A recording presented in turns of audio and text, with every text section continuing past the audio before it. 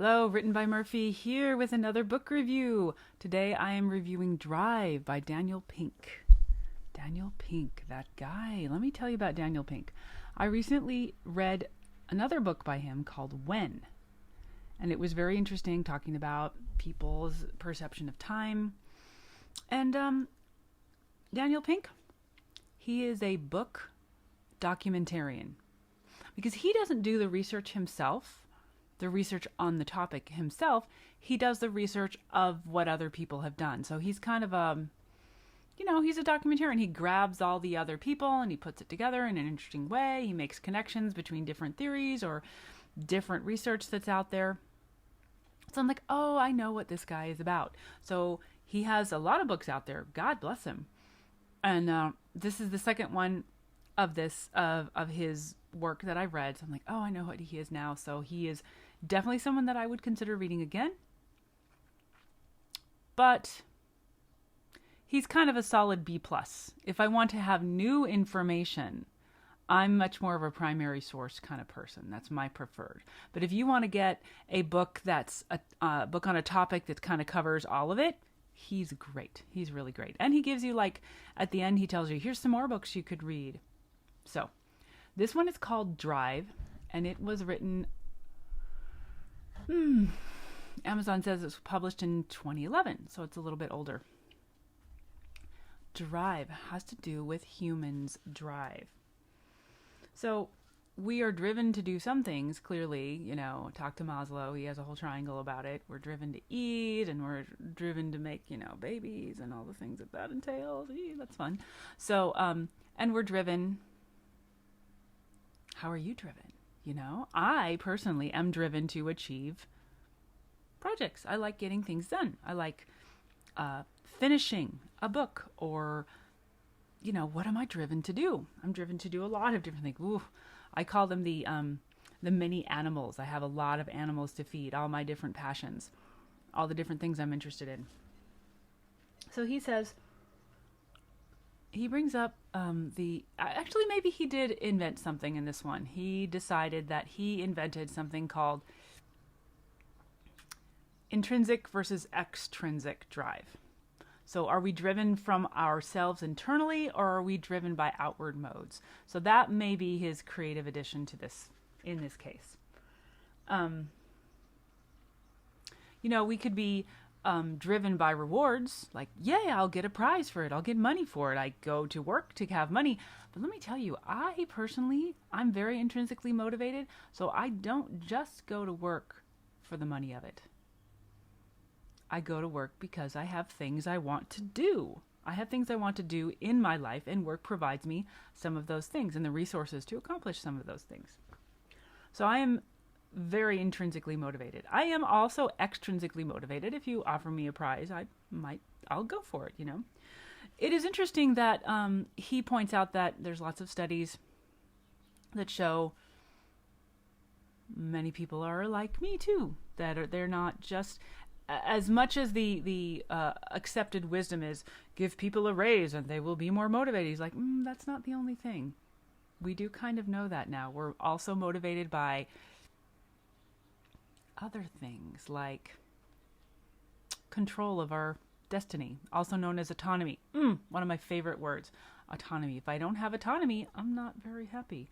Get out of my way and let me do it. Okay? Okay. Our drive is also connected to whether we're having fun. Play is something that's important to us. Or if you want to be more serious about it, my buddy, Mihai Csikszentmihalyi, Dr. Csikszentmihalyi, I have it right here. I have it coincidentally right here. Boom. Flow. Are we in flow? We are very driven to get into that state of just the right amount of challenge, and also the right amount of not too hard. That state where you're like, yeah, I can do this, but it's really hard and I have to concentrate, but it's really fun. And that state of flow that we can get into while working is very motivating. Getting in the groove, that's very, very inspiring. So I will get up to get to that groove of like, all right, I'm going to get up, I'm going to do this. And I will ramp myself up. I will work towards that end, knowing that's my goal. I want to get to that goal, which is often work. And I get to that, as Dr. Csikszentmihalyi says, we achieve that at work more than almost any other time, that state of flow. And that's one of the other reasons we like to go to work. Not just for the money. Thank you for the money. Please can I have a raise? But also to achieve that pleasurable state, that satisfying state of flow. So sometimes it's flow, and sometimes we're also looking to get really good at something. Like, I'm going to practice and get good at a musical instrument. I'm going to practice and get good at, right now I'm into martial arts. I'm going to practice and learn to do this thing. And it might not be very fun to do push-ups in and of themselves. But if I do that, I will master some of the martial arts movements that I want to master. So I am driven to do hard and boring things because I have a drive to get mastery. One of the things too he talks about, I'm scattering a little bit. This is just sort of a taster's menu of what's in the book. He talks about we're all living a lot longer. Yay, right? And then we get to a certain point in our lives when I hope to get to a certain point in my life where I go, wow, I've really done a lot. Wait a minute. What am I going to do? I'm comfortable now. What am I going to do with the rest of my life? Like, do I really want to spend all this energy on the jobby job?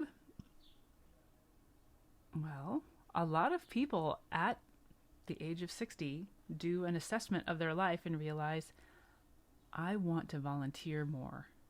I feel more satisfied by doing something for free. Wow, really? So it's not just the poker chips of salary, right? Not just the poker chips of pay. Interesting. So we're like, what motivates us? I had in my mind one more thing. What was I going to say? I forgot it. Well,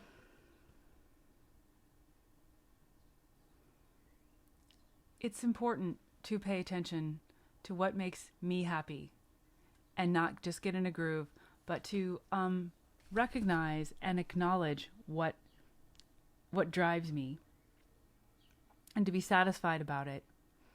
And kind of walk around it, not forget that it's there, and keep going. Oh yeah, he does recommend checking in with yourself. How you doing? You know, are you happy with what you're doing? Are you doing what you want to be doing? You don't. I do not. I do actually do that kind of a lot. I don't want to get caught going, wait a minute, is this the train I wanted to be on? No, actually, sometimes other forces drive us. And I forget, like, wait a minute, where did I want to be going? So that's interesting.